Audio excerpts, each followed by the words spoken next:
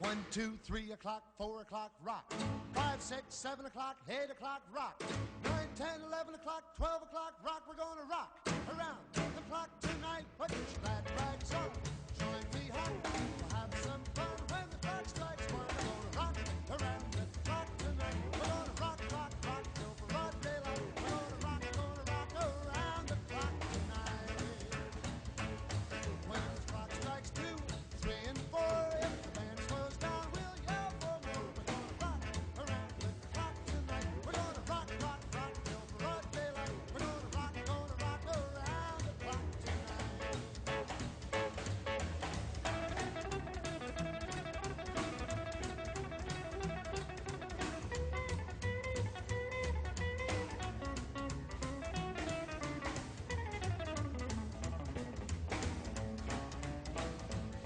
When the chimes ring 5, 6, and 7, we'll be right in 7th heaven. We're gonna rock around the clock tonight. We're gonna rock, rock, rock till broad daylight. We're gonna rock around the clock tonight. Oh, when it's 8, 9, 10, 11, 2, I'll be going strong, and so will you. We're gonna rock around the clock tonight. We're gonna rock, rock, rock till broad daylight. We're gonna rock around the clock tonight.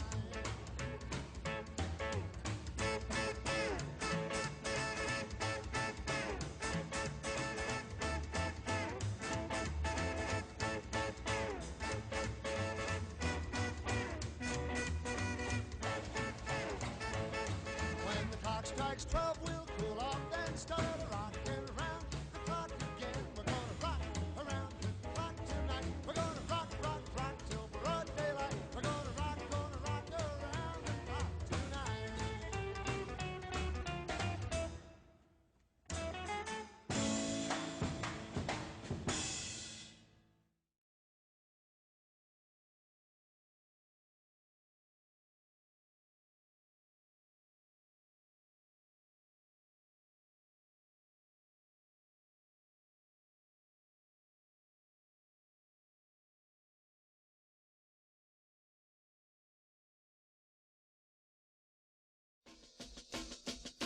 Come on, everybody, clap your hands. Ah, you're looking good. I'm gonna sing my song. It won't take long. We're gonna do the twist, and it goes like this. Come on, let's twist again, like we did last summer. Yeah, let's twist again, like we did last year. Do you remember when things were really humming? Yeah, let's twist again. Twist the time is here. Round and round and up and down we go again. Oh, baby, make me know you love me so. And then twist again, like we did last summer. Come on, twist again, like we did last year. Twist.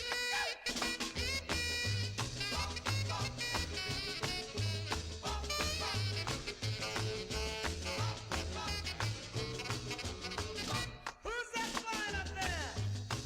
Is it a bird? No. Is it a plane? No. Is it the twister? Twist again, like we did last summer. Come on, let's twist again, like we did last year. Do you remember when things were really humming? Come on, let's twist again. Twist the time is here. Round and round and up and down we go again. Oh, baby, make me know you love me so. And then come on, twist again, like we did last summer. Girl, let's twist again, like we did last year. Come on, twist again. Twist the time is here.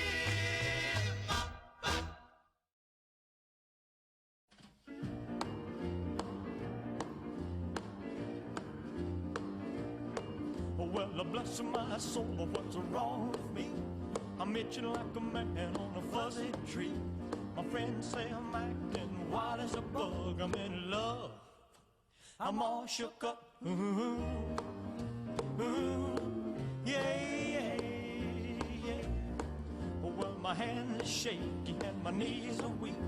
I can't seem to stand on my own 2 feet. Who do you think of when you have such luck? I'm in love. I'm all shook up. Yeah. Well, please don't ask me what's on my mind. I'm a little mixed up, but I feel fine when I'm near the girl that I love best. My heart beats so it scares me to death when she touches my hand. Oh, what a chill I got. Her lips are like a volcano that's hot. I'm proud to say that she's my buttercup. I'm in love. I'm all shook up. Yeah. My tongue gets tied when I try to speak. My inside shake like a leaf on a tree. There's only one cure for this body of mine. That's to have that girl and a love so fine. She touched my hand and what a chill I got. Her lips are like a volcano that's hot. I'm proud to say that she's my buttercup. I'm in love. I'm all shook up. Yeah. Yeah.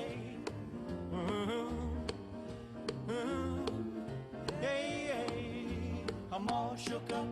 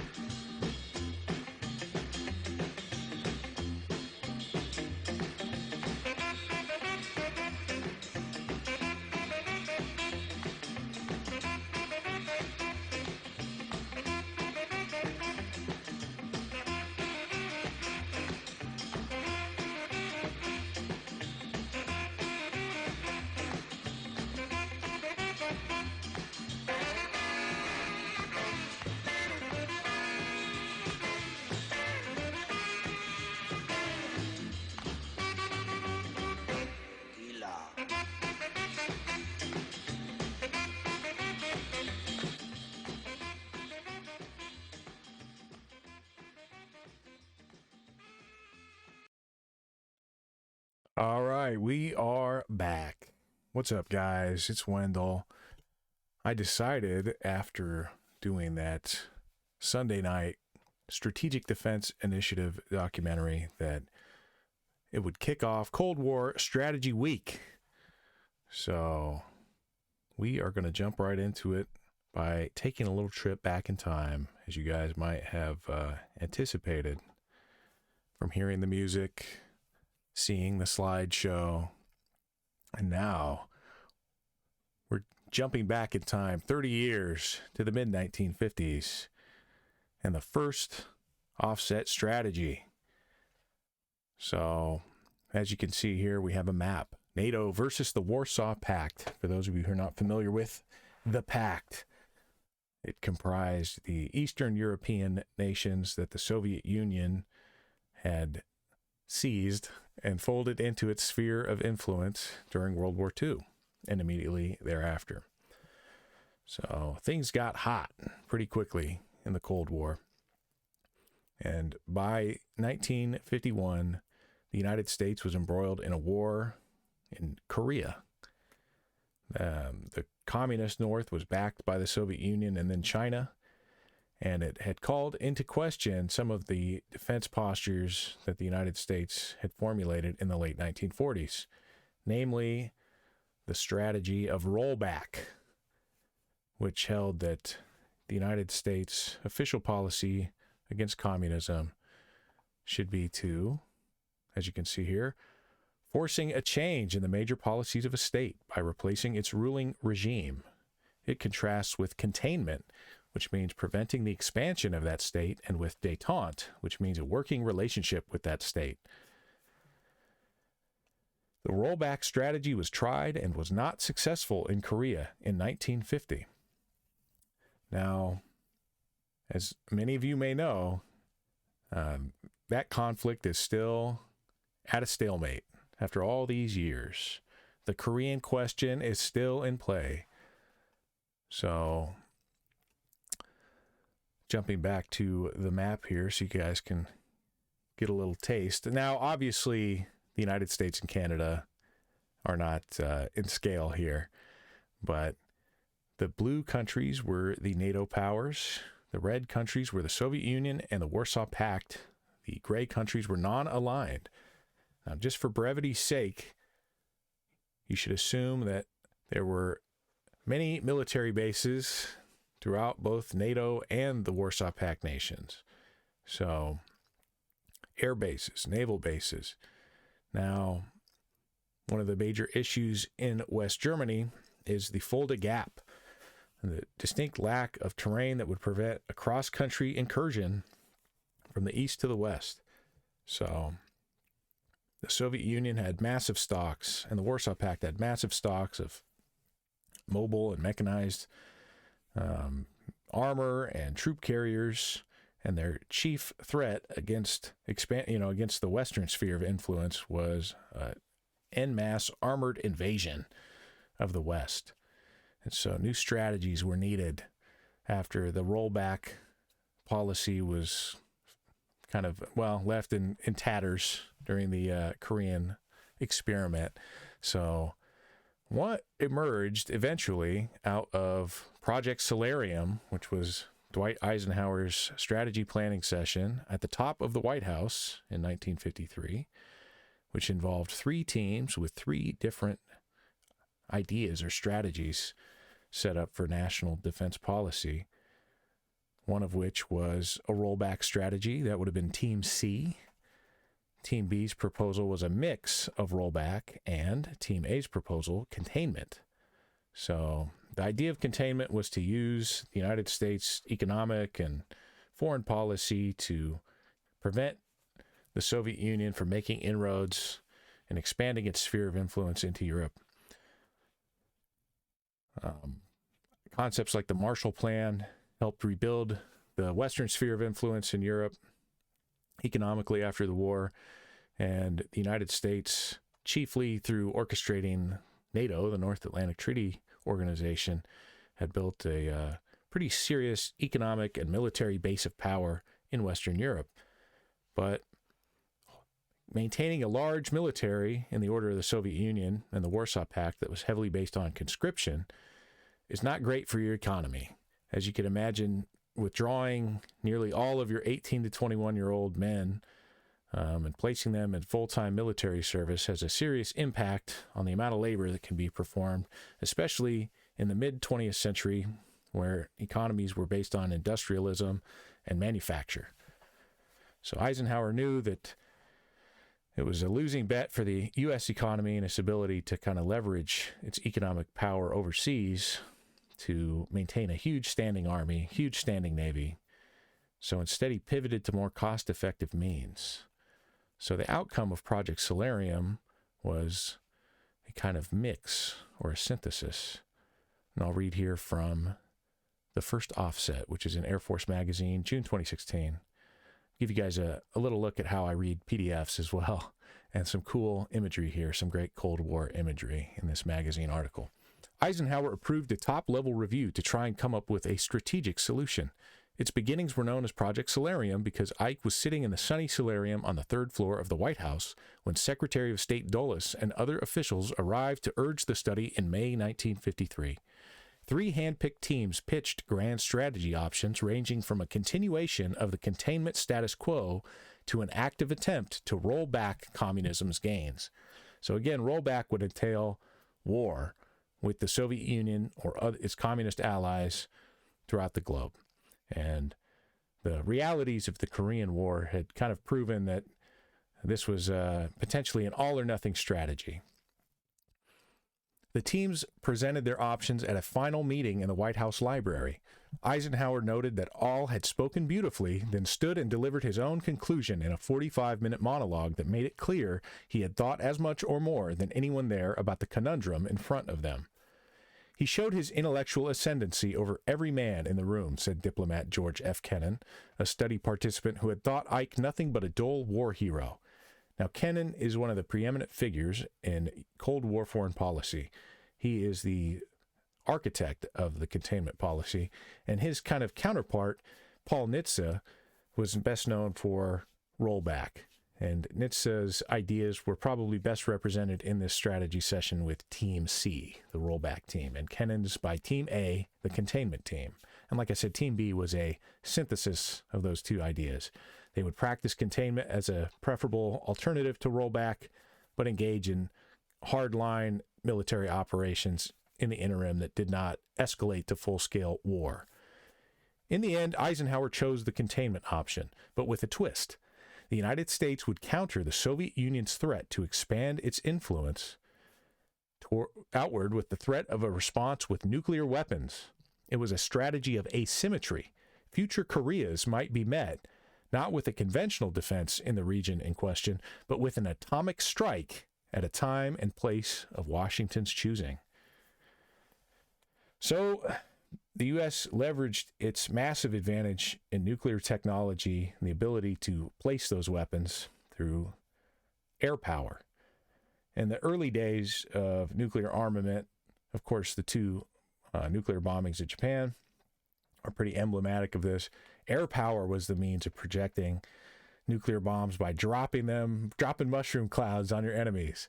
So the United States, by the early 1950s, by the time Project Solarium took place, had the ability to deliver, I think the stockpile at the time was about 800 nuclear bombs by aircraft carrier, so the Naval Air Force, and then, of course, what became the Strategic Air Command. And Strategic Air Command, you can see in the background here, a B-52. Those are still in service and will be probably throughout most of your lives now that they're being re-engined. But a strategic bomber indicates an aerial platform that carries nuclear bombs.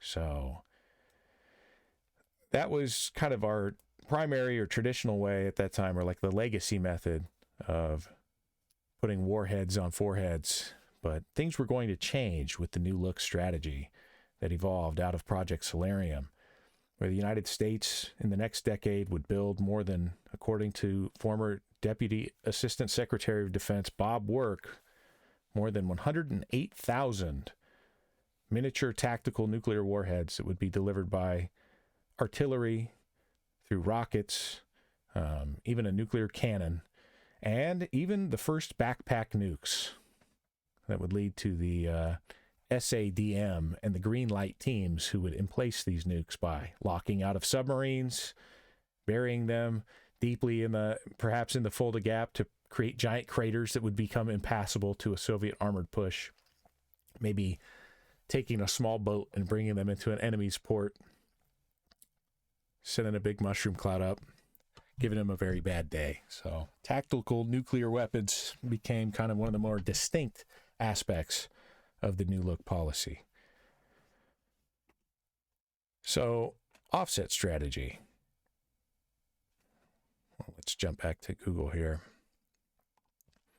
An offset is some means of asymmetrically compensating for a disadvantage. In this case, it would be the lack or, the asymmetry was between the massive manpower of the Soviet Union and the Warsaw Pact combined versus the much smaller combined NATO and United States armies. So the asymmetry here was going to be met with a lot of mushroom clouds and potentially a great deal of chemical and biological weaponry. So to prevent this armored push into Western Europe, the United States would, I'll show you guys a Bob Work presentation to the Department of Defense from a couple years ago where he claims the planned rate was about 900 nuclear explosions per month in the Western Front or the Central Front in NATO. And you'll see here that we developed a lot of short-range and intermediate-range rockets that would disperse bomblets, cluster bombs filled with sarin or tularemia, other types of biological agents that would coat the battlefield in an aerosolized fog of death and disease. So we were going to hold them off for as long as possible. But of course, your enemies aren't just going to let you enjoy a distinct advantage. They're going to try and create asymmetries of their own. So the first offset strategy, as the name might indicate, had a shelf life, and that is known as a wasting asset. So rather than match an opponent in an unfavorable competition, changing the competition to more favorable footing enables the application of strengths to a problem that is otherwise either unwinnable or winnable only at unacceptable cost. An offset strategy consequently seeks to deliberately change an unattractive competition to one more advantageous for the implementer. In this way, an offset strategy is a type of competitive advantage that seeks to maintain advantage over potential adversaries over long periods of time while preserving peace where possible. So more directly, this was a holding strategy to prevent the Soviet Union from increasing its sphere of influence westward into Europe. So this is from CSIS on the nature of offsets. An offset strategy leverages one's enduring strategic advantages and exploits the enduring strategic vulnerabilities of an adversary. In this case, it would be the United States' distinct advantage in nuclear weaponry over the Soviet Union in the early 1950s. For example, the first offset leveraged the United States' advantage in nuclear weapons to counter the Soviet conventional forces. The second offset leveraged advances in stealth and precision to exploit the Soviets' enormous border and the vulnerability it represented for air defense. But the advantage provided by both of these offsets proved limited in duration because they fundamentally relied on new technologies. Technology conveys a fleeting advantage because it can be stolen, reverse engineered, or countered with other technologies, hence the need for a new offset strategy. So try not to think of a strategy as an enduring, like ideological fixture or a component that will remain the same forever and ever. You're going to need to respond to situations as they arise, and your enemies or your opponents or peers will do the same. To better understand this concept, let's go back to the first offset strategy. In the 1950s, the Soviet Union fielded a much larger military force in Eastern Europe than NATO. We couldn't match them in numbers, so we grew our arsenal of nuclear weapons by building a triad consisting of bombers, missiles, and submarines to deter any Soviet intention of invading Western Europe. Although at the time we had no way of knowing just how profound this strategy would be, it helped lead to the demise of the Soviet Union. You guys are probably familiar with the term arms race.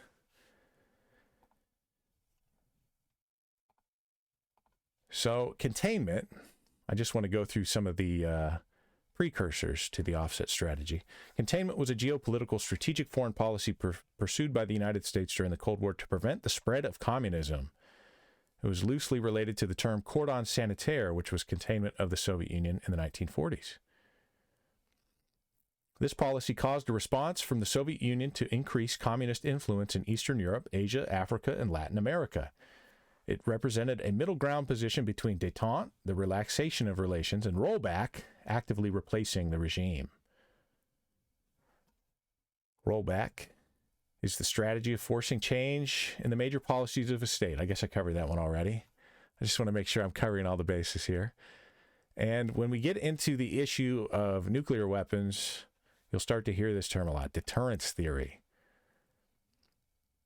How threats or limited force by one party can convince another party to refrain from initiating some course of action. The topic gained increased prominence as a strategy during the Cold War with regard to the use of nuclear weapons and is related but distinct from the concept of mutual assured destruction, or MAD, which models the preventative nature of full-scale nuclear attack that would devastate both parties in a nuclear war.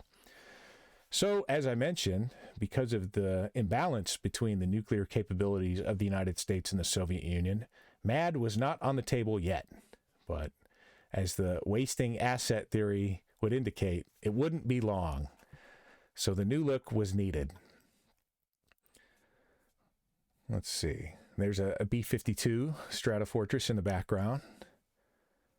And a funny piece of trivia about New Look, which was the national security policy, particularly in the second term of the Eisenhower administration, is that it came from Christian Dior's new fashion line, which was apparently taking haute couture and high society by storm. So That's the new look. It reflected Eisenhower's concern for balancing Cold War military commitments of the United States with the nation's financial resources. So we wanted to get a lot of bang for our buck, and we did that through the potential for judicious application of nuclear weapons. The policy emphasized reliance on strategic nuclear weapons, as well as a reorganization of conventional forces in an effort to deter potential threats, both conventional and nuclear, from the Eastern Bloc of nations headed by the Soviet Union.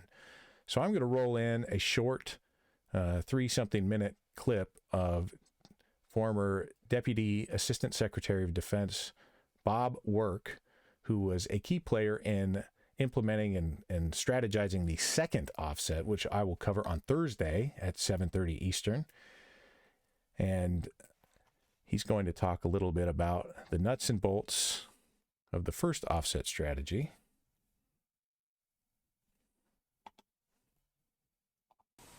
Now, we can look back since the end of World War II, and we can say with certainty how the United States has reacted when dealing with a great power adversary. They do it with offset strategies. They try to do things that minimize the adversary's advantages and maximize the United States' advantages. And the first offset strategy was in the 1950s. President Eisenhower came aboard, and he's a former military officer, a very successful one, expert in coalition warfare. He said, what would we need to conventionally deter the Soviet Union and the Warsaw Pact from mounting a conventional invasion of Western Europe? And the answer came back, 92 to 93 NATO divisions. Well, the president said, well, Europe is rebuilding, and there's no way that the United States can afford to maintain 92 to 93 divisions on a standing basis. That simply won't work. So, in the strategy called the New Look, they were going to use battlefield nuclear weapons for conventional deterrence. And between 1945, Fat Man was dropped. It was about 10,500 pounds. It was 10 feet long, 5 feet in diameter. By 1956, that's a picture of the Davy Crockett missile. 76 pounds, smallest tactical nuclear weapon that the United States ever fielded. And we were going to give that to battalion commanders. And for a short period of time, we thought about delegating release authority to battalion commanders. How about them apples? Now, an offset strategy always has to do with new capabilities. There's something technologically going on, and the technological sauce of the first offset was miniaturization of nuclear components, going from a 10,500-pound weapon to a 76-pound weapon in 10 years, which meant that you could actually use them in a large number of battlefield systems. Now, of course, the Air Force is building a lot of nukes. But just to give you an example of what these guys were thinking about, the planning factor in the early Cold War were 30 nuclear shots per day per corps for 30 days on the inter-German border. Now, our allies probably wouldn't have liked that very much. But that is what we use to deter an invasion. And by 1956, the Army completely reorganized its infantry division, going from the triangular organization of 3 regiment and combat teams to 5 battle groups, and they would disperse on the battlefield so that they could avoid nuclear strikes, and they would mass to attack, and they disperse and mass and disperse and mass. By 1961, the Army concluded technologically they couldn't, and they went back to their triangular formation. We just didn't have the technology to do this massing and command and controlling. It turned out, at least on this side, to be a failure. But we built 108,000 artillery rounds that were nuclear tipped. We developed the Davy Crockett, the Atomic Annie, the Honest John, plus all of the airdropped ordnance that the Air Force was pursuing. Next slide. Now, by 1970, we come out of Vietnam. Had a long war, counterinsurgency, very much like in the... All right, so keep in mind what he said there.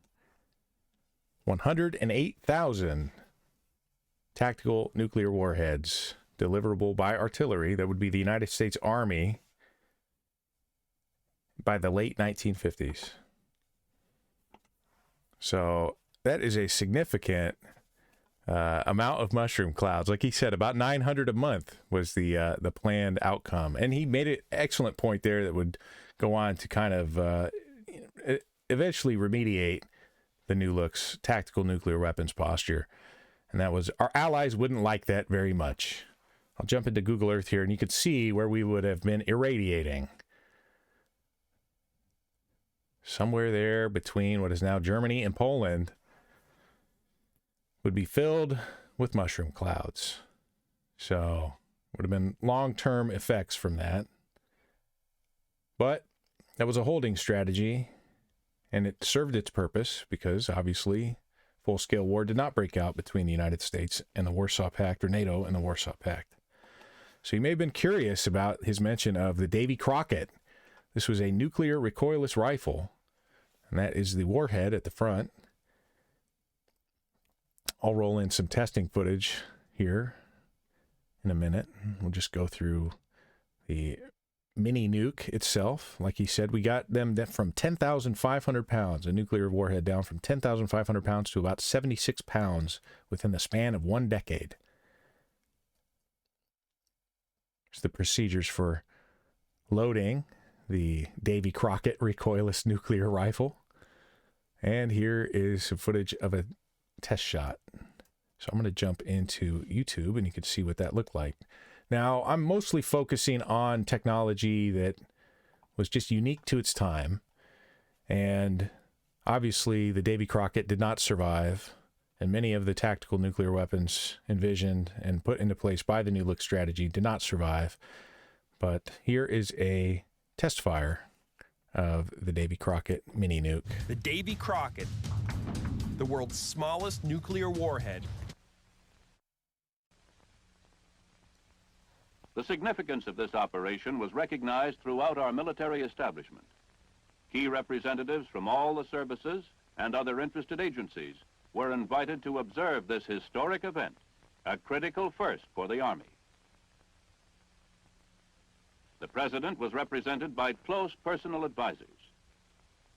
Prior to the exercise, the observers were oriented on the salient characteristics of the Davy Crockett system and on the overall scheme of maneuver they would witness. The countdown for the firing of the nuclear round was under control of the Defense Atomic Support Agency. Safety measures for the exercise were supervised by the Chief Safety Officer. At H-5 minutes, all troops were ordered to take cover in previously prepared trenches.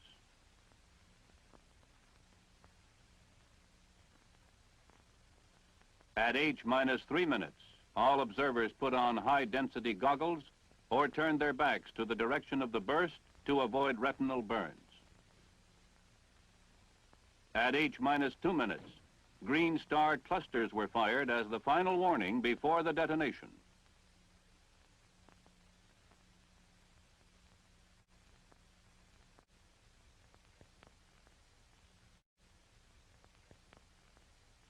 The round was launched at H-17 seconds to accomplish H-hour impact on the desired ground zero at a range of 2,852 meters.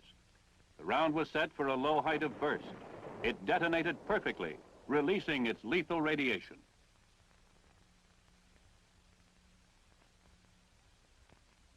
Like any other nuclear weapon, the Davy Crockett gives off 3 basic effects: heat, blast, and nuclear radiation. By far, the most significant effect is its deadly initial nuclear radiation. The little fella lived up to its name. Its blast barely lit up the sky.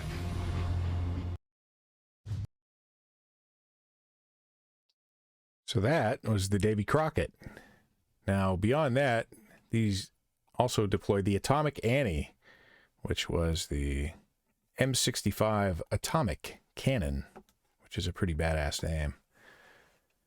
An artillery piece capable of firing a nuclear device developed in the early 1950s at the beginning of the Cold War and fielded between April 1955 and December 1962 in West Germany, South Korea, and Okinawa. So this was a cannon that could fire a similarly sized and yielded nuclear warhead to the Davy Crockett at much longer distances. So the Davy Crockett would be used to cover the ultimate short-range distance. The Atomic Annie would cover the mid-range distance, and I'll roll in a short clip of an Atomic Annie test here in a minute. And then the Honest John would cover a longer range or intermediate range distance. So the United States Army had nuclear weapons in the late 1950s that could kind of cover the spread. So I'll roll in some footage here of the Atomic Annie test. Shot 10, 25 May, proof tested another delivery system, the Army's 280-millimeter gun.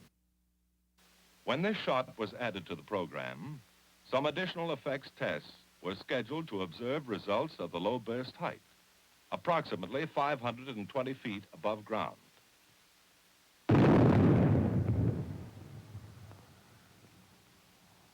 Since no gun-type assembly had been detonated since the Hiroshima bomb, the weapons development scientists had on this shot their first opportunity to study the nucleonic behavior and fireball configuration of such a device.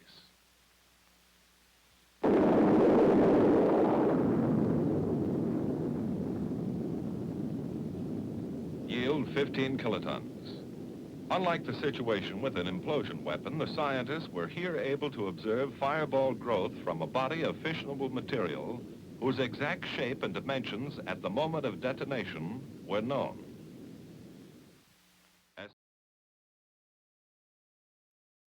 And we'll roll in the Honest John here.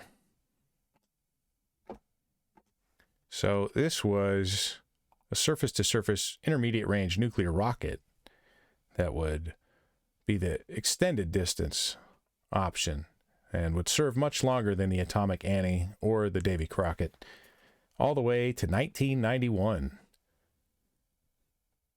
We built more than 7,000 of these, and they could fire a nuclear warhead out to 15 miles. Check out some pictures here, and then we'll roll in some test footage from YouTube. Here is a sarin bomblet warhead rather than a nuclear warhead. And this would carry bomblets filled with sarin gas. They would be released from the warhead and explode individually at some height over the battlefield and completely fog it with a horrifying chemical weapon that would poison you and kill you pretty quickly. We also had tularemia warhead bomblets, and tularemia is a type of tick-borne disease that would kill you in about 3 days of horrifying agony. So it wasn't just nuclear weapons that we were exploring, although our chemical biological weapons program would be converted into a defense-only program, meaning that we would be seeking not to use these in wartime, but to study them and prevent maybe their effectiveness against our own troops in 1969 during the Nixon administration. So here's a museum shot of an Honest John. Here's one on parade so you can get an idea of the size of the Honest John. And I'll jump over to some test footage here.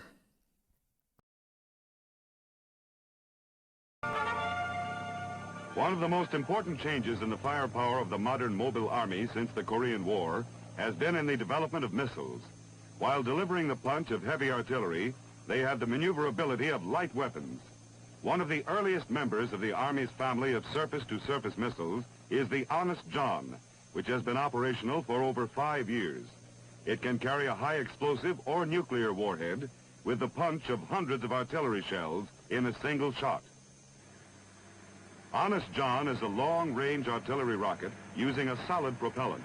Like artillery, it can be used to provide close fire support in ground combat operations.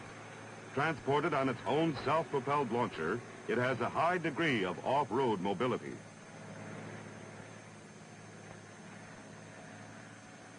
A free flight rocket, as distinguished from a guided missile, it requires no electronic guidance. It is therefore relatively simple to set up and can be aimed like an artillery piece.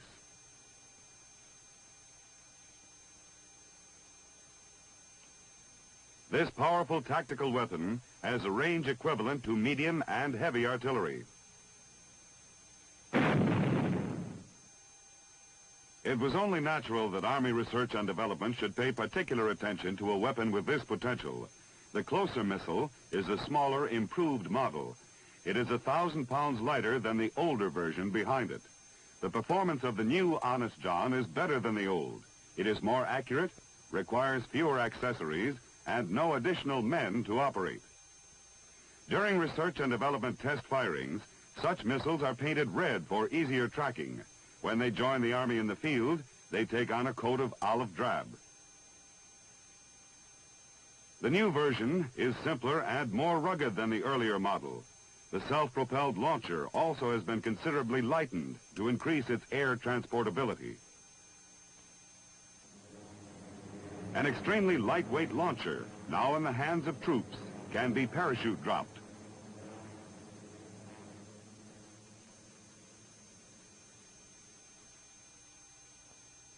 This latest Honest John is an example of the continuing task of Army Research and Development,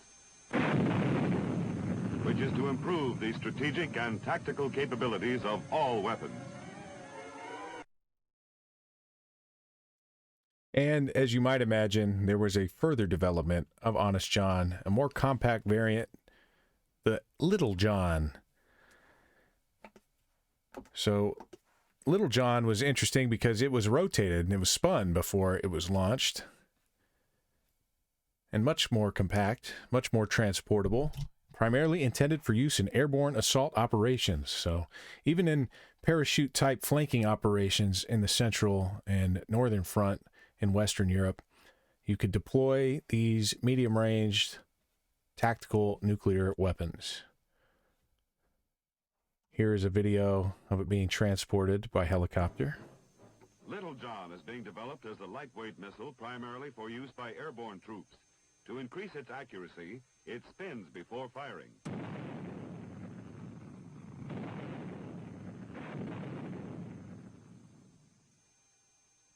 This free-flight surface-to-surface rocket, developed by the Army, has a solid propellant to give it the range of medium artillery.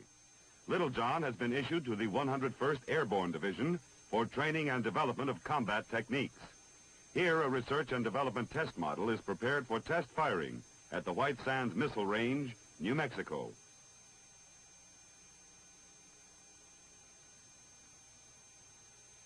Since Little John is light in weight and simple to operate, it can be brought into action speedily by a crew of 8 men. It can be flown in standard Army aircraft or dropped by parachute.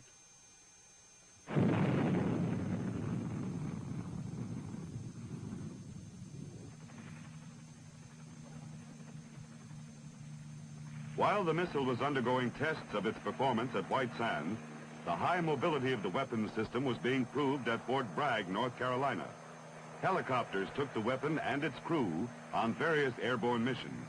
In one airborne test, Little John and its prime mover were lifted together outside the helicopter.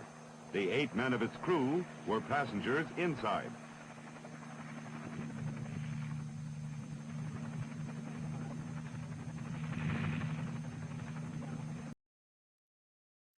So, as you can see, these provided a great deal of flexibility in the placement of nuclear weapons on the European battlefield. So, there were going to be mushroom clouds everywhere.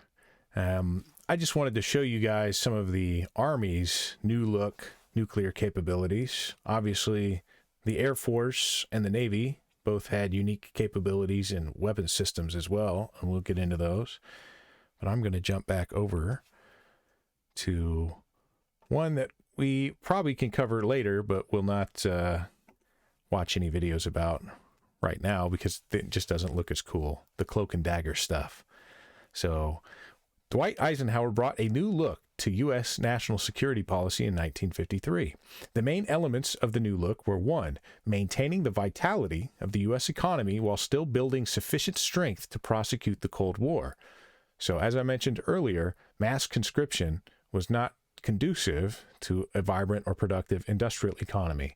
Pulling all those 18 to 21-year-olds out of their factory jobs, out of their drive-through jobs at the burger joint, was going to create a kind of a lack of economic vitality and vibrance. You need those young go-hards out digging ditches and going to college. So 2, it relied on nuclear weapons to deter communist aggression, or if necessary, to fight a war. 3, using the Central Intelligence Agency to carry out secret or covert actions against governments or leaders directly or indirectly responsive to Soviet control.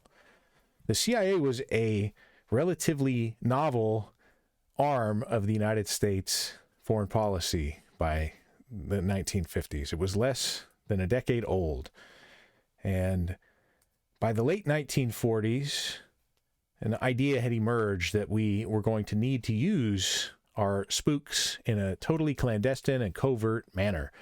You may have heard the term deniability. This was being explored during the New Look period. Total deniability of covert operations and also psychological operations. So working deep behind enemy lines during the Cold War, working with dissident groups, turning all manner of professionals who worked within the Soviet or Warsaw Pact bureaucracy into traitors and exploiting their knowledge. And of course, the Soviets had been at this for much longer against the West with great impact. Part of the reason why the Soviet Union was able to have such a massive advantage in mobility and tanks and the industrial model of warfare was the Lend-Lease program of World War II, where by Anthony Sutton's estimates, more than half of U.S. munitions were sent to the Soviet Union during World War II. Entire factories were lifted whole from the United States and shipped to the Soviet Union, where they were reconstructed. I'm sure I'll do an episode at some point about the breadth of Lend-Lease assistance to the Soviets, but there's no counterfactual, so we don't know how it would have worked out had it not gone the way it did, but there was significant Soviet intelligence penetration of the FDR administration. And I mentioned some of that. If you guys watched the first episode I did, or first show I did last Monday, I reacted to a video about the Congress for Cultural Freedom and talked about, the necessity for this home front psychological operation against pro-communist intellectuals that was, the CCF was involved in. So this is more of the, tip of the spear foreign policy analog to that domestic program. And 4, strengthening allies and winning the friendship of non-aligned governments. Eisenhower's defense policies, which aimed at providing more bang for the buck, cut spending on conventional forces while increasing the budget for the Air Force and for nuclear weapons. So you're noticing the new look also had a heavy focus on new technology and new arms like the Central Intelligence Agency, the Air Force, and nukes. Even though national security spending remained high, it never fell below 50% of the budget during Eisenhower's presidency. 50% of the federal budget in the 1950s went toward national security spending. It's about 1/3 these days, so significantly more. And of course, we haven't passed the budget in a long time. There's a series of continuing resolutions that provide government funding, but it's around $750 billion now. So we'll get more into the spooky covert action. Eisenhower prosecuted the Cold War vigorously, even as he hoped to improve Soviet-American relations. He relied frequently on covert action to avoid having to take public responsibility for controversial interventions. He believed that the CIA, created in 1947, was an effective instrument to counter communist expansion and to assist foreign-friendly governments. CIA tactics were sometimes unsavory, as they included bribes, subversion, and even assassination attempts. That's putting it mildly. But Eisenhower authorized those actions, even as he maintained plausible deniability. that is carefully concealing all evidence of U.S. involvement so that he could deny any responsibility for what had happened. Now, it's important to note that the Dulles brothers, John Foster and Allen, were both Secretary of State and Director of the CIA during the Eisenhower administration. During his first year in office, Eisenhower authorized the CIA to deal with a problem in Iran. A year later, the CIA helped overthrow the elected government of Guatemala. So this new intelligence agency was quite vital throughout the entire Cold War, but of course gets its start knocking out governments and installing puppets that are friendly to the United States and to our NATO allies, or at the very least, who would agree to be non-aligned with the Soviet Union. So cloak and dagger is another major part of the New Look policy. So here's another piece that you guys would be familiar with some of these ideas at this point. I'm trying to fold in the wasting asset idea as we move over to the Air Force's contribution to New Look, namely intercontinental ballistic missiles. In the 1950s, Eisenhower initiated the New Look, representing a shift in military technical strategy away from principal reliance on mass, maneuver, and mechanized warfare to one that rested on deterrence through U.S. nuclear superiority. The logic of New Look and the associated doctrine known as massive retaliation was that the United States' technical advantage in nuclear weapons could be used to offset Eisenhower's planned drawdown of conventional U.S. force structure and resulting shortfalls in U.S. ground forces. Eisenhower reasoned that fewer troops and tanks would be necessary to counter adversary conventional forces if deterrence and compellence could be achieved through the threat of overwhelming nuclear attack. But for all its persuasive rationality, this nuclear-reliant offset strategy led to several interrelated political and military consequences, a strategy that the United States acknowledged was premised on a wasting asset, nuclear proliferation and incentives for a Soviet first strike, and questionable credibility and constrained policy options during real-world crises. Even as the administration advocated for a nuclear-centric strategy, military planners knew that nuclear weapons were a wasting asset, meaning that the strategic and political value of U.S. nuclear weapons were threatened by others developing them. The ability to rationally coerce others with its nuclear arsenal, based on the thinking at the time, depended on U.S. nuclear primacy, which was quickly eroding. This pushed many U.S. officials into perceiving an emerging window of vulnerability. Now, that's a very important point that we'll come back to with the second offset strategy of the 1970s and 80s, and the third offset strategy, which is underway as we speak and was principally initiated with President Obama's pivot to Asia during the first term of his presidency. That is, if the United States would soon become vulnerable to adversary nuclear weapons if it did not launch preventive attacks to prevent nuclear parity, which led to figures in the U.S. government advocating nuclear preemptive strikes against nuclear aspirant adversaries, including the Soviet Union and China. Curtis LeMay, the head of the Strategic Air Command, was probably the most prominent pro-nuclear preventive war advocate in the United States government. So you did have a faction of hardcore anti-communists inside the U.S. defense apparatus that wanted to just get it over with. In addition to generating an internal U.S. discourse supporting preemptive nuclear strikes, a strategy that placed at its center a wasting asset, inspired nuclear proliferation, and bolstered Soviet first strike incentives. U.S. nuclear weapons and the threat of their use did not just drive an arms race with the Soviets, but also proliferation by China and eventually North Korea, both of whom concluded that U.S. attempts at nuclear coercion necessitated nuclear programs of their own. From the Soviet perspective, the idea that any direct conflict with the United States would inevitably lead to massive retaliation gave strong incentives to the Soviet Union to launch nuclear first strikes for its best chance of survival, especially if it believed conflict was impending. So, first strike policy begets first strike policy. The United States enjoys a competitive advantage in a nuclear arsenal, and some thinkers and strategic actors in the United States defense policy apparatus begin to push for the potential to use nuclear weapons first. The Soviet Union then nukes up itself at a slightly delayed scale and begins to push for that as well. So You can see why First Strike was very destabilizing. And of course, the United States has been a no first strike nuclear policy nation for quite some time. President Biden recently reaffirmed that. But these debates are not old, they are continuous. An offset strategy requiring nuclear superiority had a third consequence: Washington's ability to manage conflict and crisis in the political world of foreign policy, as opposed to the important but arcane world of defense planning and programming, was hindered. Massive retaliation posed an inherent credibility and crisis management problem for U.S. policymakers. Threatening overwhelming destructive force for any reason short of direct existential danger was simply not credible. This made translating nuclear superiority into coercive power both dangerous and nearly impossible.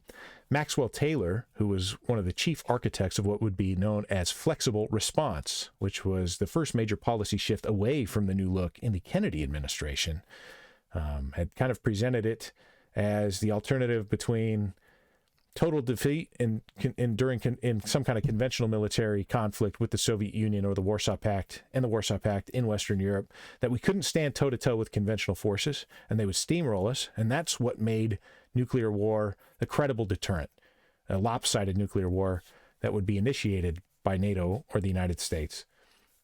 However, as the Soviet Union began to create its own parity in nuclear forces, then the flexible response came about, that we shouldn't just threaten massive retaliatory response, because then we would be getting nuked back, and we may get nuked first, now that they also began to develop similar air power and tactical nuclear forces of their own. It also had the effect of constraining policy options available to U.S. decision makers. So during the Quemoy-Matsu crises with China in 54, 55, and 58, these would be the first and second Taiwan Straits crises, Eisenhower's preferred response to the seizure of Taiwan-claimed Dachen Islands by China was nuclear brinksmanship. Even though his administration's doctrine of massive retaliation had not deterred China in the first place. In the end, China inflicted more casualties than U.S. or Taiwan forces, occupied the islands, and used its instigation of the crises for domestic political advantage. Dubious threats of nuclear retaliation, though considered, did not fit the geopolitical circumstances or stakes of the crisis. So if all you have are nuclear threats, but you don't engage in a nuclear attack, then your credibility starts to become eroded. And brinkmanship would be the idea that the United States would threaten a nuclear response to Chinese seizure of Taiwanese islands, but the Soviet Union would also threaten a nuclear response to our nuclear response. And that would inflict massive losses. As you guys saw in those videos, nuclear warheads are nothing to laugh at. Even that small Little John rocket could project a warhead equivalent to 10,000 tons of TNT. So you can imagine what, as they move into the thermonuclear age, and weapons begin to move more toward large fractions of megatons and then into megatonnage themselves, which would be another order of magnitude more powerful than kilotons. Things would get pretty hairy pretty quickly.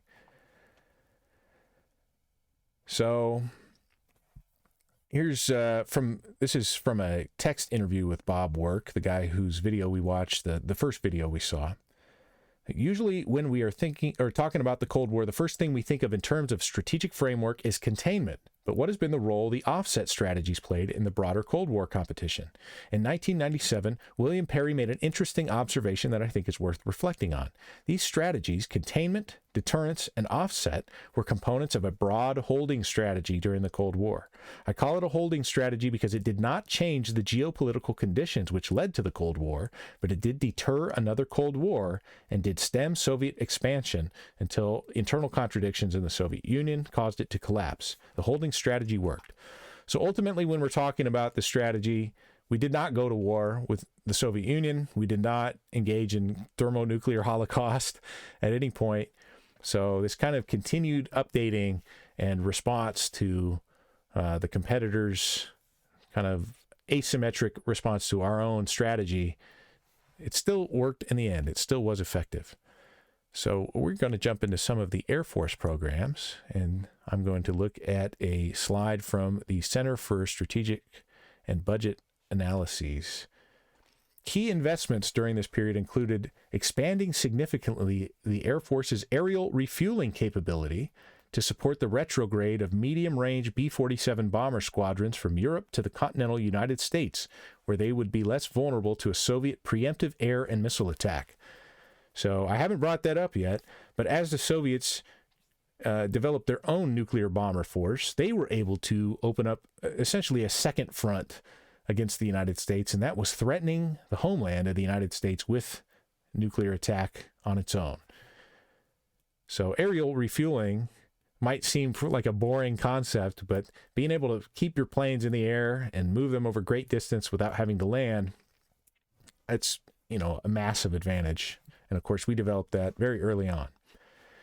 Enhancing the United States integrated air and missile defense network to include construction of the distant early warning line against Soviet bombers and later the ballistic missile early warning radar system.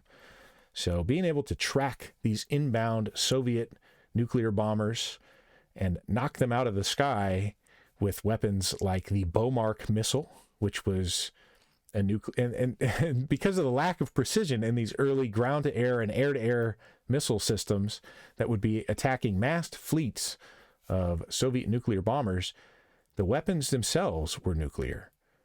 So the Bomark would carry a warhead that would airburst in proximity to a flight of Soviet bombers, and our interceptors like the F-102 and F-106 would carry the Genie missile, an air-to-air nuclear missile that would explode similarly and blow up an air-bursting warhead to knock all these nuclear bombers out of the sky. So we were matching nukes with nukes, expediting development of solid fuel ICBMs, such as the Minuteman, and the submarine-launched Polaris, which was test-launched in 1961.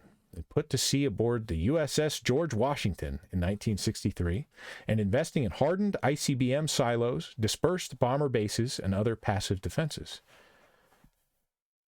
To better inform both conventional and nuclear war planning against the Soviet Union, Eisenhower also supported development and fielding of the Dragon Lady, the U-2 reconnaissance aircraft.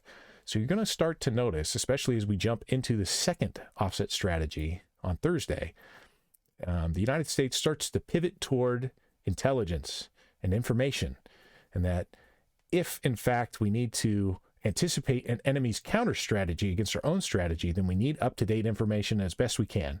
Of course, intelligence activity like spy work helps provide that picture, but also as we build missiles that can land nuclear warheads in our enemy's territory across continents, you also gain the ability to place objects in space, like surveillance satellites, communication satellites.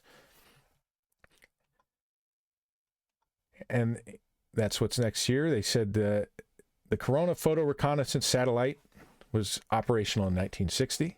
And what's very interesting about the Air Force is intermediate range ballistic missiles like Thor, and also the Atlas and Titan intercontinental ballistic missile systems, is they were used in the space program. So they had dual use. They actually were placing people in space as well as potentially thermonuclear weapons.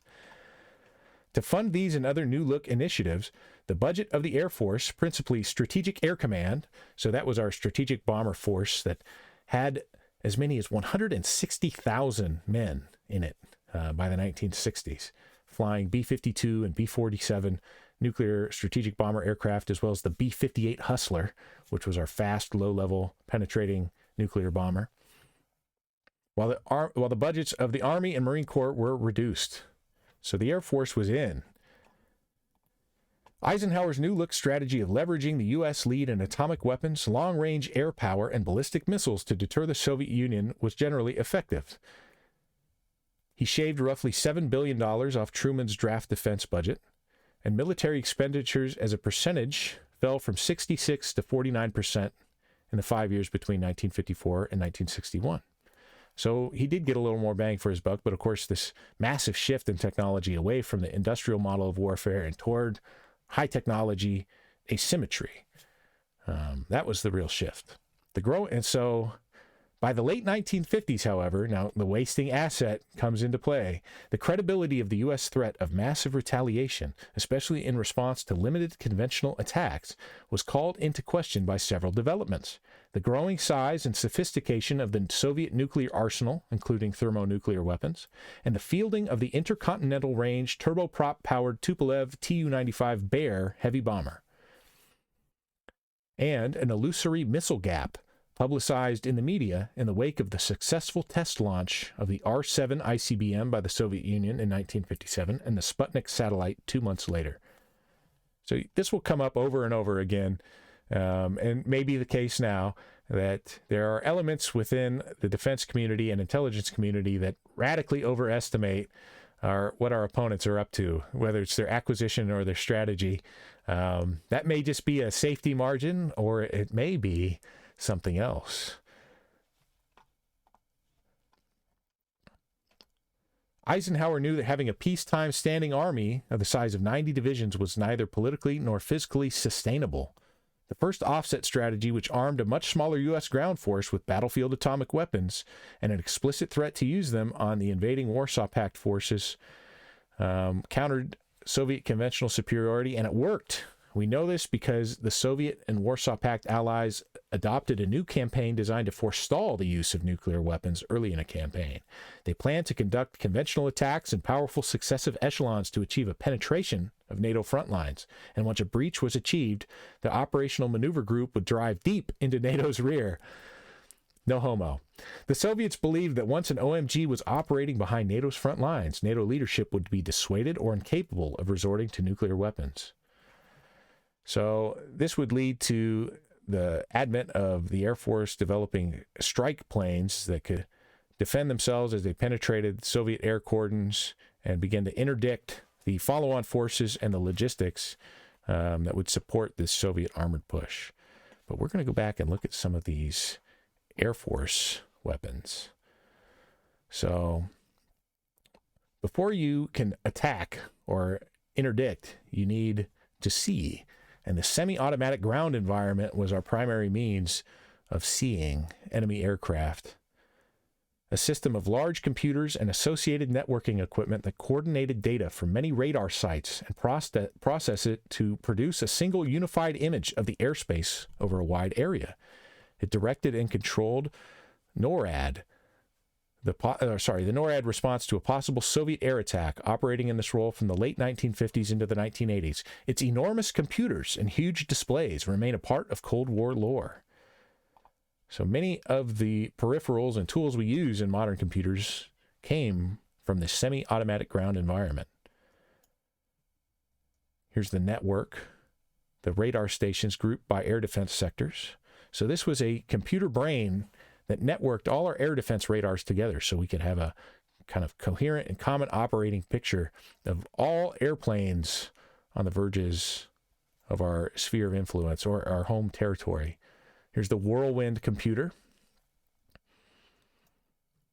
The Texas towers placed in the Atlantic Ocean to give it kind of extended radar envelope. And this is the main console that thousands of SAGE system operators used and manipulated with a light gun instead of a mouse. They'd point that, I don't know if you can see it there on the bottom, encased in plexiglass. That was kind of the early mouse that they would use to indicate or kind of interrogate radar contacts. So here's a SAGE Combat Center at Syracuse Air Force Station. And that's what they look like now, abandoned and left for dead. So the SAGE system didn't just spot inbound aircraft, it also vectored our interceptor aircraft to go and find those bombers and shoot them down with nuclear air-to-air missiles like the Genie missile. Those planes were flown by ground control intercept. They were actually flown from the SAGE, these giant SAGE centers, the direction centers. One computer, the FSQ-7, which those small consoles tapped into, occupied 22,000 square feet with two computers, side A and side B. Computer processing was switched from A side to B side on a regular basis. So the size of like a small grocery store two computers the size of a small grocery store, 22,000 square feet. The computers, based on raw radar data, developed tracks for the reported targets and automatically calculated which defenses were within range. Those defenses principally were the Bomark surface-to-air nuclear missile and the Genie air-to-air nuclear missile, which was carried by our interceptors, which, like I said, were being flown toward target areas by operators from the ground. Operators used light guns to select targets on screen for further information, select an available defense, and issue commands to attack.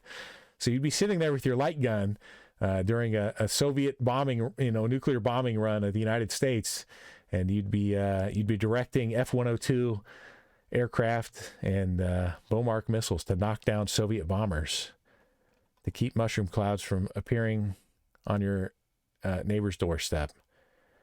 Commands would automatically be sent to defense sites via teleprinters. Connecting the various sites was an enormous network of telephones, modems, and teleprinters. Later additions to the system allowed SAGE tracking data to be sent directly to the Bomark missiles and to U.S. Air Force interceptor aircraft in flight, directly updating their autopilots to maintain an intercept course without operator intervention. So this is pretty serious stuff for the late 1950s. The deployment of the SAGE system cost more than the Manhattan Project, which yielded our earliest atomic weapons, which it was, in a way, defending against. Operation Sky Shield testing showed that only about 1/4 of enemy bombers would have been intercepted. But it was the backbone of NORAD's air defense system into the 1980s, by which time the tube-based FSQ computers were too costly to maintain and completely outdated. So I'll show you guys a video of an IBM ad for the SAGE computer system. This stuff's pretty cool. It's propaganda, but it's still cool.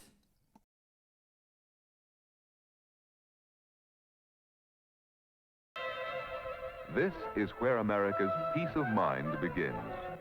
Around the clock, radar's electronic eyes watch the skies and report what they see to SAGE, Defense System of the United States Air Force. Here is a SAGE center on 24-hour alert. At its heart is a computer developed by a research team from MIT and IBM working with the Air Force. The SAGE computer speeds the information for decisions by man in our missile age.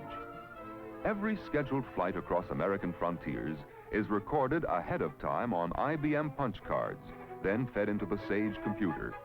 Now the computer can draw a picture of what is supposed to be in the sky at any moment. It continually compares this expected picture with the real picture as seen by radar. If a flying object does not belong, it appears on this viewing screen. There's one now at the right of the screen. They call it a blip, unknown flying object. Friend or foe? Within seconds, the Air Force will know. The officer fires a light gun at the target blip. This tells the computer to track the object. At the launching site, a long-range Bomark missile is readied for firing. Now they ask the computer to calculate an intercept point. X marks the spot where the Bomark missile would meet the moving target if fired immediately. The officer in charge makes the final decision.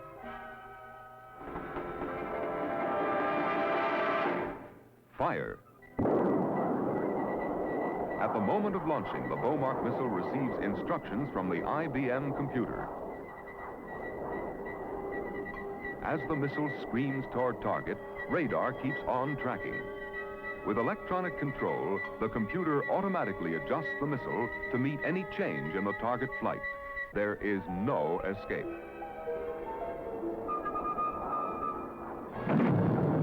Intercept. This was a test, one of many successful tests of the SAGE Bomark security team, our new system of air defense. To be ready for the worst, so that the worst will never happen, America is now armed with instant electronic reflexes. The SAGE computer, made by IBM, is another example of the vast new powers that man can achieve through the creative use of his mind. Strength for national defense, speed for informed decisions, service for a growing America. This is IBM, freeing man's mind to shape the future.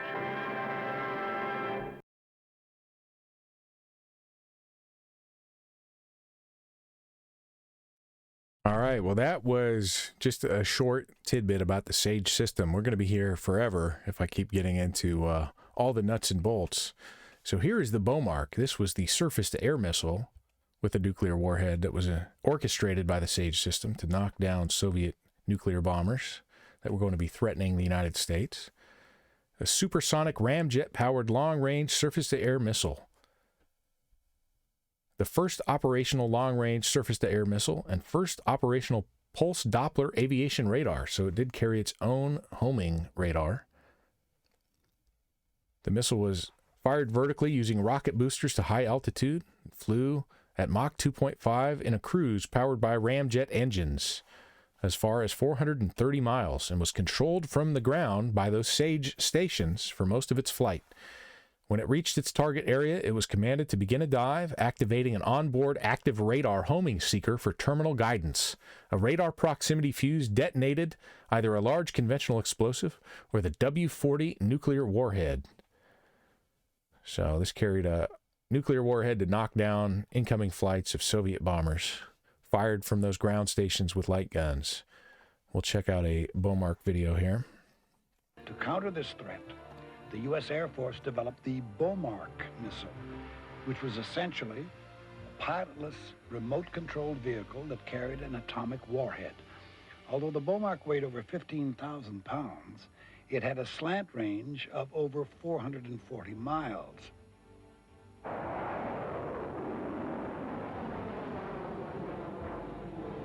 Its mission was to fly into a squadron of Soviet bombers.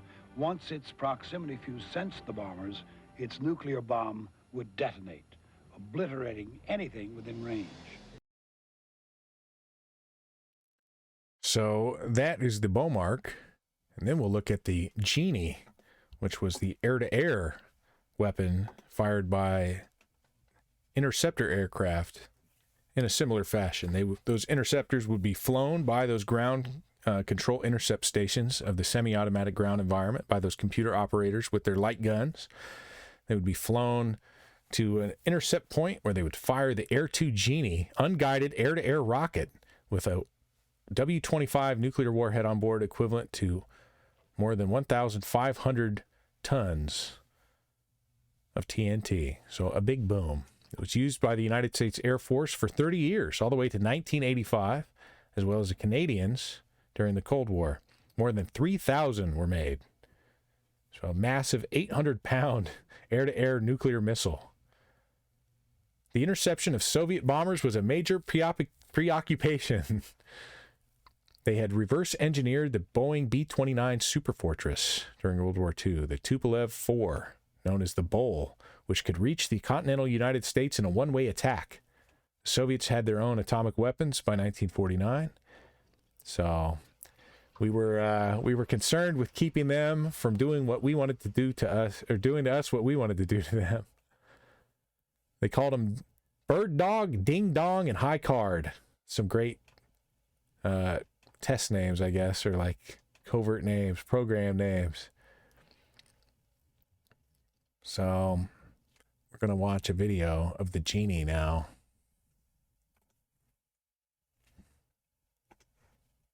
Devastating attack was the Douglas MB-1 Genie rocket. The MB-1 was unguided because it didn't need to hit its target directly. It was developed for the F-106 and carried a 1.5 kiloton nuclear warhead. Its lethal radius was more than 1,000 yards. The MB-1 had a range of 10 miles and could be fired when the aircraft was climbing.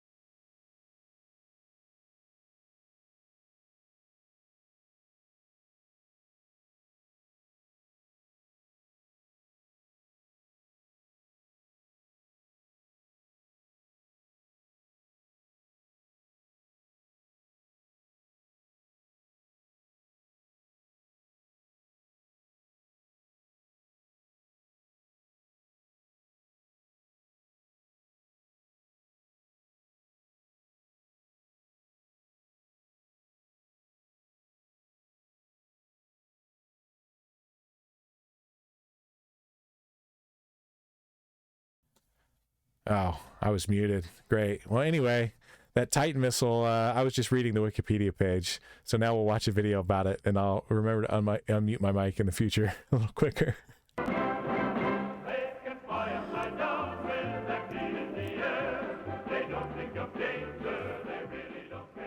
Titan II, the largest and the most powerful ballistic missile in our arsenal.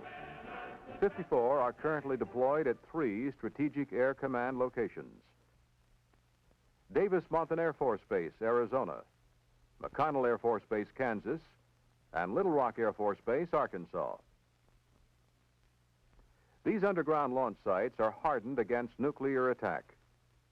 1978 marks the 15th anniversary of Titan II's operational readiness. Standing 103 feet tall with a 10-foot diameter and weighing 150 tons, Titan II can be up and out of the silo in less than a minute after receipt of launch command, hurling its payload at speeds of 15,000 miles per hour, nearly halfway around the world.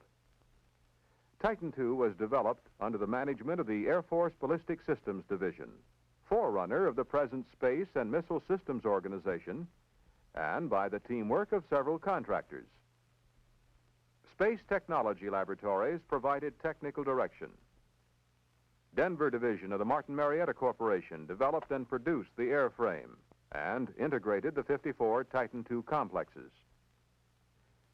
Aerojet General Corporation produced the hypergolic propulsion system using a fuel and oxidizer that ignite on contact.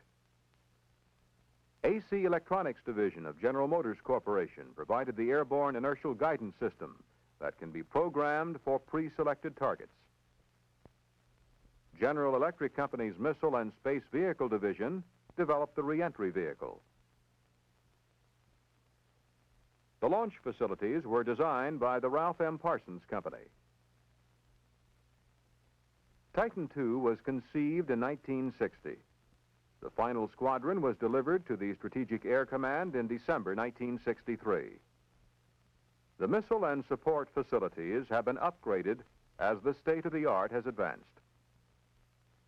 As part of a continuing crew training program, Titan IIs are occasionally launched from Vandenberg Air Force Base, California. Developed with the technology of 15 years ago by AFSC, Titan II is still one of our major deterrent forces. It waits quietly underground, its retaliatory potential available on a moment's notice. All right. Well, all the stuff that I was saying before I realized that my mic was muted was basically that the Air Force developed these intercontinental ballistic missiles like Titan II and Atlas in the 1950s for the purpose of course, projecting nuclear warheads to Soviet territory or Warsaw Pact territory. But the dual use for them was also to place satellites into space. Nearly all of, it said that all of the Gemini payloads, so all the crewed, and that's not C-R-U-D-E, that's C-R-E-W-E-D, space flight that was done in the 1960s were on Titan missile boosters as well. So they didn't just place nuclear warheads in space to come smoking down on Soviet territory to create the apocalypse. They also took man to the stars. I guess if you can put a nuke into space, you can put a man into space. And many former Nazi scientists contributed to developing the American space program. And they were also the first to place any human artifact in space. Wernher von Braun's V-2 was the first human artifact in space. And all of these missiles are kind of the son of the sons of Werner. And that's the case with many of the Air Force technology, kind of the cool tech that we were looking at. Also those airplanes, those interceptor airplanes like the F-102 that were firing that Genie nuclear air-to-air missile that we just covered. Those Delta-winged aircraft were developed by Walter Lippisch, who was another Operation Paperclip Third Reich scientist who came over to the United States. So that was held away from the public for decades. That would make a pretty good episode. We could go over all the different contributions of the Third Reich scientists like Hubertus Strughold, the father of space medicine. Obviously von Braun, Lippisch. There were many of them. Even our cool submarines came from Project Guppy, where we were exploiting Third Reich undersea technology. So that'd be a pretty good one to do, I think. So this was our intermediate range ballistic missile of that era, the Thor. And Thor would go on to be part of the first anti-satellite program that we developed, which, as you guessed it, was using a nuke, blowing up a nuke in space to knock out Soviet satellites, potentially. Within 10 years of that, we were using F-15 Eagle air superiority planes and high-altitude launched anti-satellite missiles to do that job. So just like we miniaturized the nuclear warhead from a 10,500-pound gravity bomb to a 76-pound recoilless rifle or backpack nuke form factor within a decade, we miniaturized our ability to knock out enemy satellites or potential enemy satellites within a decade as well. And now that job is largely undertaken by our guided missile cruisers, our guided missile destroyers like the Burke class and Ticonderoga class Aegis radar equipped standard missile firing ships. So things change. So the Thor is interesting because, well, it had a relatively short range. It was compact enough to be transported by aircraft and didn't need a silo. And because of that, we lent them to the British. So the Royal Air Force was one of the principal users of the Thor missile. And that's so we could forward base the Thor missile within range of the Warsaw Pact.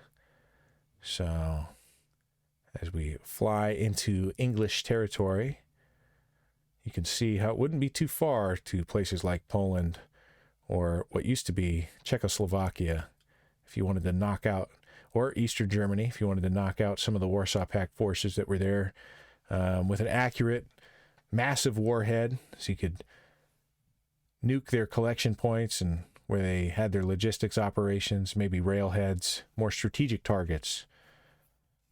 I'll jump back to the Warsaw Pact map so you can see the proximity of the United Kingdom versus East Germany, Czechoslovakia, Hungary, Poland, even the Soviet flank on the Baltic were all within range of Thor, which is a great name for land mushroom clouds. And, of course, Thor and later Delta families of space launch vehicles used boosters derived from the initial Thor missile. So another case of dual use. I guess, like I said, if you can put nuclear warheads into space, you can put all kinds of things into space. Communication satellites, reconnaissance satellites, even men.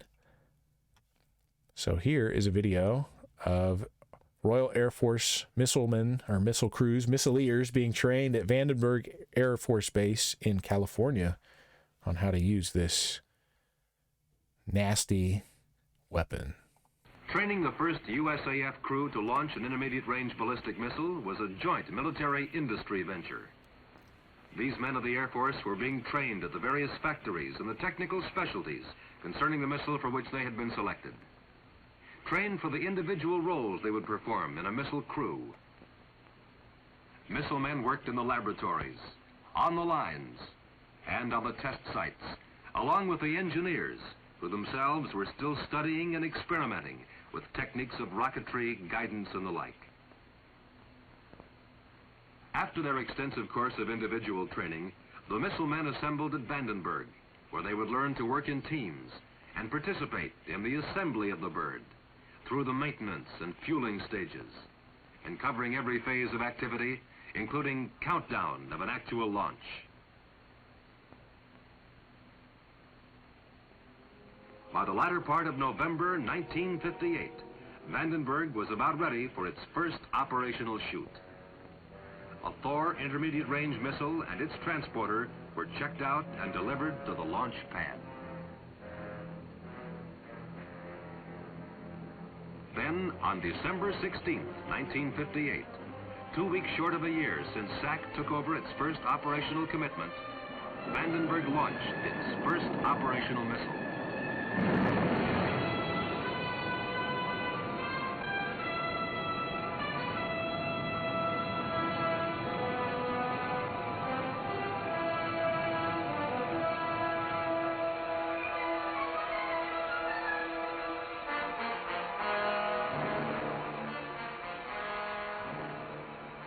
while on hand to observe were members of the Royal Air Force, to whom the missile would be assigned after they were sufficiently trained at Vandenberg to form the nucleus of our Allies' IRBM emplacements in the United Kingdom. Even as this first short-range missile soared, much of the knowledge and experience gained from its concurrent research and development contributed greatly to the expansion of the long-range rocket capability. All right, so that kind of comprises the Air Force's unique nuclear weapons of the period. And the last stop will be the Navy. I think we'll take a look at one of the early backpack nukes before we do that, the T-4. So the T-4 was carried. This is another Army one. I just forgot to mention it earlier on. You know, streamer issues, just like forgetting to unmute. But the T-4 was the first man-portable small nuclear device. As you can see, it took 4 men to emplace it and carry it. And it would later be replaced with the W-45 Madam, which, as you can see, is quite small. This could yield up to 15,000 tons TNT equivalent. And these were mostly used for nuclear demolition. But yeah, compact nukes, spooky stuff. But here is kind of the chief enduring third strike option in the U.S. nuclear triad, the submarine-launched ballistic missile. Here we have a Polaris. And now we use the Trident D3, but the Polaris was the first. A 2-stage, solid-fueled, nuclear-armed, submarine-launched ballistic missile, serving from 1961 to 1980. So early on, we realized that cruise missile submarines like the Regulus were just going to be kind of a stopgap, and that the new game in town was not flying a nuclear weapon through the atmosphere, but was playing the intercontinental game from a hidden, silent submarine beneath the waves. So you needed a solid fuel, compact nuclear missile to do that. And Polaris was fired underwater as well, so could fire more than 2,500 nautical miles. The accuracy wasn't that great, but again, as they mentioned earlier, that was one of the great advantages to having a massive nuclear explosion, was that you only needed to get close. So now nuclear weapons are highly accurate. We'll get into that with the second offset, especially when we talk about maneuverable reentry vehicles like that found in the Pershing II. But we'll have to jump forward about 20 years in time, and you'll have to tune in Thursday, same time, 7:30 p.m. Eastern Standard, when we go over the second offset.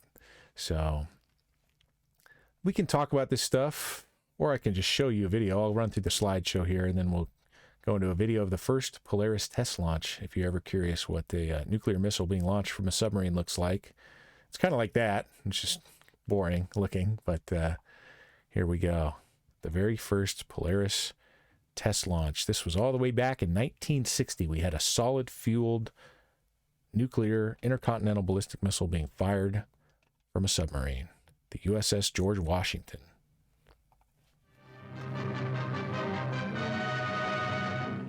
Polaris missiles arrive at Cape Canaveral for their first test firings from the nuclear submarine expressly designed for the job, USS George Washington. The tests are a stirring climax to a 4-year program to mate the nuclear submarine and the intermediate-range ballistic missile. Now the sub's missile hatches are cleared and ready. They'll house the 28-foot 2-stage rockets until the moment when mighty gusts of compressed air will shoot the Polaris from under the sea to the surface and ignition. Every stage of the loading and the cruise to the firing area about 30 miles off Cape Canaveral is under detailed scrutiny of a battery of test instruments. The George Washington goes down some 50 to 60 feet below the surface, and the time for launching is at hand.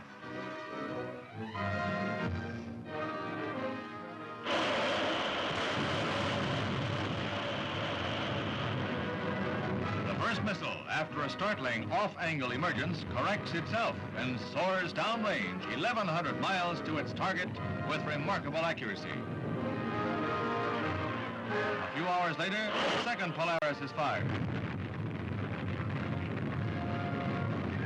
Another successful shot, an achievement of major strategic importance for America's defense.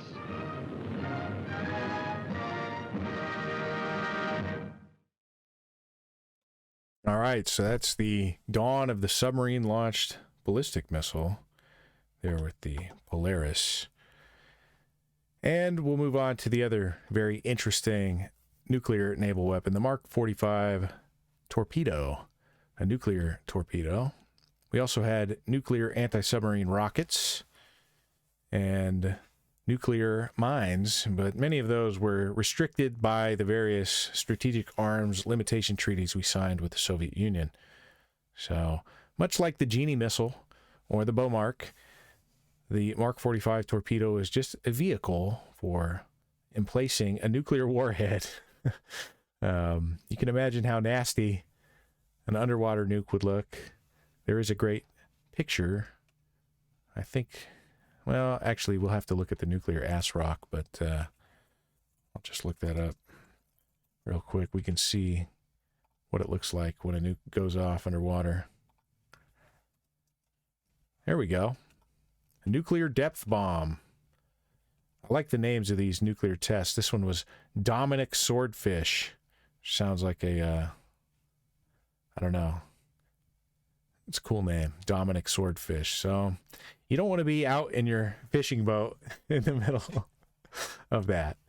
So that pretty much sums it up for the kind of interesting nuclear weapons that the three services employed during the New Look period. And like I mentioned, when we move to the second offset, there'll be many more cool weapons, but also some interesting ideas and new technologies like stealth and synthetic aperture radars and ground-moving target interfaces, as well as other concepts like air-land battle and some cool new technologies that were developed with a similar goal in mind, the suppression of a mass Soviet armor invasion, with cool names like Assault Breaker. So we'll go over some of that on Thursday. I'm going to go over kind of some final remarks on the first offset strategy and the New Look, and then I will answer some questions from chat, and we'll be out of here around 2 hours so people don't get scared to click on the replay. So beyond considering the role of the human operator, we can... The first offset strategy did succeed, although its advantages were volatile and short-lived. Its continuing contribution is the concept of mutually assured destruction. However, today this reality affects our immediate and practical operations very little. A weakness of the first offset strategy was that its tactical contributions were eliminated almost entirely once other countries achieved nuclear parity. One definition of an offset strategy as a military tactic relies on the following three criteria. Asymmetrical advantage. A nation seeks to compensate for a military disadvantage or force disequilibrium by attaining an advantage the adversary cannot match. Unconventional approach. Simply increasing the size of existing forces to achieve the desired military advantage is not an option owing to physical, political, or practical constraints. Instead, a nation pursues some novel approach through tactics, technology, or some combination thereof to achieve the advantage. And like I mentioned, that will come up again as we jump into the 1970s on Thursday to talk about the second offset strategy. And then on Saturday at 7:30 p.m. Eastern, I will be going over the third offset strategy. So these are fundamental ideas about what comprises the offset strategy that will come up again in future episodes. And 3, long-term sustainability. The novel solution must be sustainable over the long term without an excessive drain on the national economy or military budgets. So while the first offset strategy is kind of largely considered to be a failure of sorts, although it did succeed in preventing the breakout of, mass nuclear warfare between the Warsaw Pact and NATO, it was not a long-term strategy, and it didn't yield technology that we could, used to kind of flexibly engage with opponents using conventional weapons, right? It was almost entirely nuclear-oriented or chemical-oriented because there was a lack of precision involved in these weapons. The Polaris missile in 1960 had a circular error probability, which means 50% of the time it will land within this distance of its intended target of 3,000 meters, so 3 kilometers. And you can't do anything without a nuclear warhead if that's your accuracy over long range. So, as you might suspect, the precision-guided munition becomes the imperative and kind of one of the central focuses of the second offset strategy. And, there's this maxim of achieving nuclear results with conventional weapons. And that was such a long-lived and kind of successful strategy that it's only just now kind of being exploited by peers or potential opponents. The United States enjoyed about a 50-year advantage on precision-guided munitions employment over its rivals.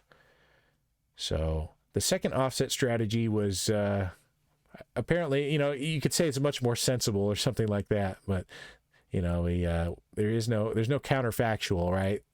There's the first and then there's the second, and maybe like a lot of things in life, the second attempt is a little more successful than the first.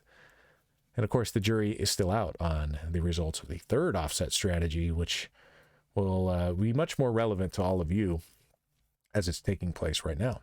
An interesting note is that when taken together, the latter two criteria, so that would be unconventional approaches, so coming up with asymmetric ideas that your opponents can't quite anticipate and then struggle to respond to, and long-term sustainability, produce a maxim for an offset strategy: maximum deterrence at minimal cost. An offset strategy gives a military an advantage that an opposing country cannot match. It accomplishes this goal by using unconventional means, primarily aimed at deterrence, and the military maintains this advantage for a long period. This maxim also indicates why a nation might pursue a particular course of action. Generally speaking, practicing deterrence is an economically efficient approach that does not require a nation to relinquish its military advantage. Two previous cases in U.S. history are held up as examples of offset strategies. The first offset strategy, which we covered tonight, was originally called the New Look. The most narrow sense of the term merely described the Department of Defense budget for fiscal year 1955. During the Cold War, the United States faced a monolithic adversary in the Soviet Union. Matching Soviet conventional resources would have cost the United States more than 3 times its entire defense budget, which would have led to an unbearable security burden leading to economic disaster. Eisenhower and his administration decided to shift tactics. They found a military advantage that would deter the Soviets without needing to match conventional forces: the first offset strategy. In short, they offset a conventional weapons disadvantage with a nuclear weapons advantage. The United States thus opted to pursue nuclear deterrence via policy of massive retaliation rather than by matching conventional forces. The first offset strategy appears to have been successful for a time. Military expenditures as a percentage of the total budget declined without sacrificing overall U.S. military strength. So that's been a through line tonight, right? Not just that we pivoted to this new technology of nuclear deterrence, but that we wanted to save money. We did it to save money. The first offset strategy was in the 1950s. The United States enjoyed nuclear superiority, and what we did is we used tactical nuclear weapons, battlefield nuclear weapons, for conventional deterrence. We told the Soviet Union that if they attacked, we would respond with tactical nuclear weapons, and it was very effective. We know from the historical record. But now, in the 70s and 80s, the Soviet Union achieved strategic parity with the United States. So for us and NATO to threaten we were going to use nuclear weapons no longer made any sense. Our conventional deterrent was no longer credible. So that's kind of the teaser for Thursday. We'll go into, and if you guys are interested, go and look up the second offset strategy. Look up Assault Breaker. That's a really cool program that took place. And look up The Maritime Strategy. Those were both. And of course, you can go back and watch Sunday night's documentary that I had on my channel, the last replay, about the Strategic Defense Initiative. That was also part of the second offset. And you can look at some other interesting associated technologies like stealth, like, well, I don't know. We'll save it for later. And here's a chart. This was from a CSBA, or the Naval War College document about the human impact on offset strategies. And this will kind of give you a little teaser for the second offset strategy episode on Thursday and the third offset strategy episode on Saturday. But I'll just focus on the first offset here. The first offset strategy was nuclear deterrence, and its impact on U.S. personnel was liability. The economic and logistical challenges of fielding U.S. personnel in the numbers necessary to win a conventional war made them a liability. So like I mentioned, we weren't going to raise a massive army because of the economic impacts of it. First of all, it was going to be very expensive. Second of all, it was going to have an impact on our economy. It's a dual expense, right? There's a second order effect. Not only do you need to maintain, house, and feed, and clothe, and arm, and train all these young men, you have to take them out of the workforce to do so. As far as the impact on adversary personnel, the tyranny of numbers. The Soviet Union and the Warsaw Pact could field an army in Europe substantially larger than NATO was willing to support. So just to tease out the next two episodes, the second offset strategy was about precision conventional weapons and more, about advanced battle management networks, about intelligence, surveillance, and reconnaissance, about stealth, about advanced radars, about kind of leveraging open source intelligence in the maritime strategy to create a naval strategy that got inside the planning and kind of disrupted the mind of the Soviet Admiral Gorshkov. And the third offset is going to focus on enhanced human performance. So that's what's underway now, the total information warfare concept, right?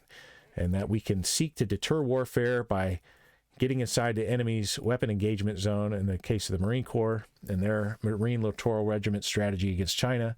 If you guys want to jump the gun on the third offset technologies, you can look into the Joint All-Domain Operations concept, or the Joint All-Domain Command and Control, which is the technology that will undergird Joint All-Domain Operations. So I've talked about that a little bit. I went over on the Counter Elite video about some of the technologies that political actors in the United States are funding or kind of orchestrating through their political power and steering contracts toward companies that they've invested in. So I'm going to open it up to chat. I'll probably jump back to the slideshow here. So, if you guys have questions, just let me know. I'm going to get rid of the ending soon thing, and we'll see what you guys have to say. Let's see. Wendell's streams are top tier content. Well, thank you. I appreciate that. I try. It's been interesting trying to figure out how to manage all the streaming software. I've been using one of these Stream Decks. I kind of showed an inside look at how I use a Stream Deck on the, what was it? The Chrome extensions stream from the other night. But man, it could get a little overwhelming. Obviously, I forgot to unmute for like 5 minutes tonight. But at least I recovered. It's hard to look at chat, not just because it's difficult to, break out of the tunnel vision on my main monitor, but also because it can be kind of distracting. So I'm going to get better at that. I know you guys want me to set up power chats. I'll think about it.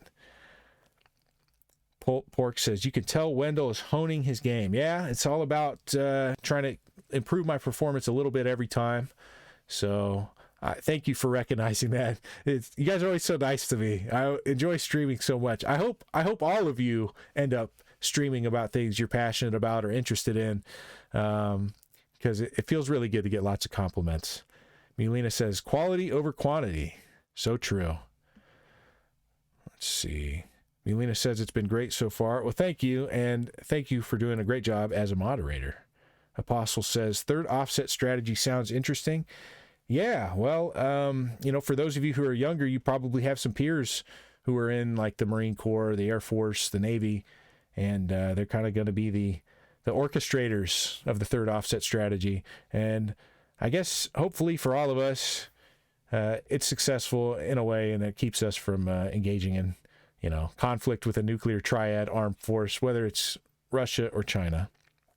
Koenig says, were the backpack nukes irradiating the carrier? Not as far as I've heard, but there are some very interesting stories out there from the green light teams of Special Forces commandos who were responsible for the emplacement of these backpack nukes. So I've found some very interesting stories out there from 5th Group personnel from the 5th Special Forces Group in Germany, and their stories all the way into the 1980s about their plans or how they realistically saw having to employ the atomic demolition munitions. By then, special operations had become a new kind of weapon or a emerging weapon in the Cold War, and they fully expected to be targeted by their counterparts in Spetsnaz, who would be, working as kind of a 0-hour force. They would be out conducting assassinations of key personnel, including the West German Wallmeisters, who were responsible for some of the civic engineering aspects and demolishing their bridges and things like that, and emplacing tank traps and stuff. So anyway, yeah, I don't know. That might make a good episode later on. We could get a little bit deeper. I kind of try to introduce these ideas in general first because there's so many moving parts. I think I had 68 tabs open when I started this stream, and I'd cut that down quite a bit. So maybe I'll go through and show you guys some of the resources that I ran through here while I'm answering your questions. Triple OG says, first time watching, very impressed. Thank you. I appreciate that. Some guy says, do you ever read fiction? Yeah, every once in a while. I think it's good to read kind of, what do they call it, literary fiction. It can be a little strange. There are no rules in literary fiction. Literary fiction is just kind of this fart sniffing, like navel gazing, higher concept writing. But I've read quite a bit of fiction. I do enjoy the imaginative aspect of fiction rather than nonfiction. It's a very different type of reading. So let's see if we got any other questions. Okay. Well, I think it looks like it's about it. Oh, Constantius says, is it really true that submarines are nearly undetectable? Well, they really don't talk much about the silent service. So I guess, the real arms race in submarine technology in the 1980s, and you guys can look up the Toshiba Kongsberg scandal. That's Toshiba, and then Kongsberg is Kongsberg, the Toshiba Kongsberg scandal. That would make, I don't know, there's so much great content. Don't worry about content. There'll be plenty more Wendell episodes, because especially on the Cold War stuff, we can get into all kinds of interesting little niche stories. And, it was a very different time. But yeah, keeping submarines quiet and, was always a major concern for both the Soviet Union and the United States. And that was one major competitive edge we had over the Soviet Union as well. We had very quiet submarines, particularly our ballistic missile submarines. Very, very quiet. But there are lots of kind of emerging and potential technologies like laser detection of submarines, perhaps, or even satellites that can do mass magnetometry and can kind of scan the oceans from space for magnetic anomalies. But I don't know how real that stuff is. I guess if you know and you talk about it, they go and take you away and throw you in prison. So, but also for those of you who watched the Strategic Defense Initiative documentary from the other night, sometimes it takes decades for this stuff, for the defense technology community to even understand if these emerging tech research projects work at all or will work. So you never know. But Constantius, also submarines, just like everything else, from tanks to airplanes to surface vessels, are going unmanned. So if you guys want to look at some cool unmanned submarines, there's one that just entered the fleet, the XLUUV, the Boeing Orca. It's about 84 feet long, no people on board, and it's out there already, apparently, laying mines, or that's what it's supposed to do with its massive payload section. So undersea warfare and seabed warfare with autonomous vehicles, that's part of the third offset strategy as well. Maybe we'll get into that on Saturday. A lot of ground to cover. Let's see. Any more questions? And Wendell, thoughts on Frendel? Frendel is great. I heard he's a great guy. All right, well, I'm going to roll some oldies back in and get you guys out of here right around the 2-hour mark. So I will see you guys Thursday, 7:30 p.m. Eastern Time. We're going to go over the second offset, and hopefully I'll get even better at doing this stuff than I was this time. So thanks for tuning in, and I will catch you guys when we jump forward to the 70s on Thursday. Have a good night.